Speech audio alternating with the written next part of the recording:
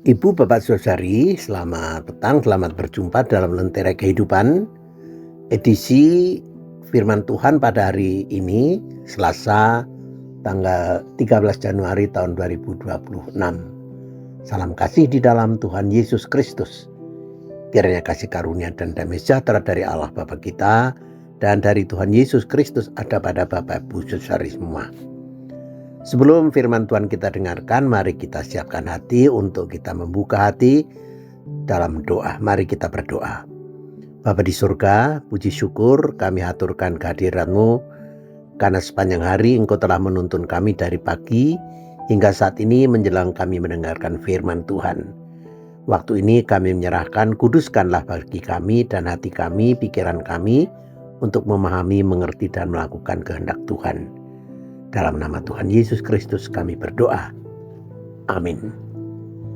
Ibu, Bapak, Saudari, tema Lentera Kehidupan pada Selasa ini, kita harus berangkat.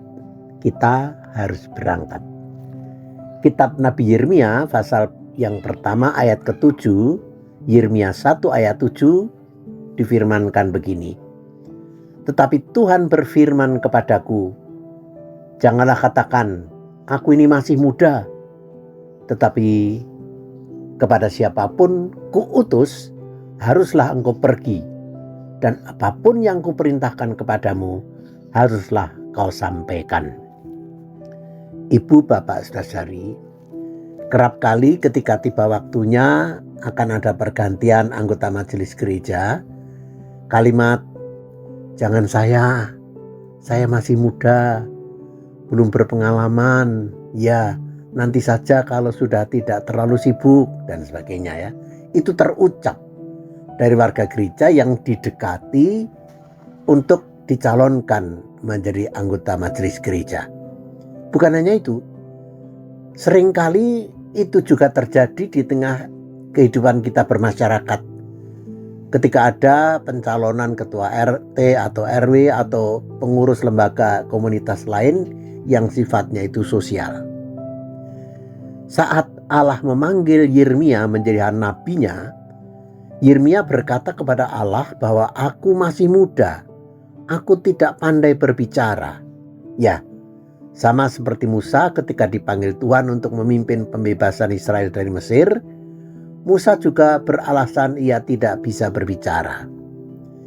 Namun jika Allah sudah menghendaki, maka apapun alasan manusia tidak bisa diterima oleh Allah. Oleh karena Allah telah serius mempertimbangkan, dan itulah hak prerogatif Allah. Dan kalau Allah menghendaki manusia siapapun untuk tugas tertentu yang dikehendaki Allah, maka Allah pasti menyediakan langkah-langkah pertolongannya sesuai dengan apa yang dibutuhkan. Allah memanggil manusia untuk tugas tertentu, itu tidak bergantung tua mudanya manusia. Kepastian bahwa Allah akan memperlengkapi apa yang dibutuhkan manusia pilihan dan yang dipanggilnya itu, pada dasarnya adalah modal dasar kita untuk berangkat memenuhi panggilannya. Sekalipun demikian, Bapak, Ibu, Saudari, ada juga sebagian orang yang punya prinsip, sudahlah, kita tidak boleh menolak jabatan apapun untuk melayani orang lain, itu dosa loh. Waduh, ya.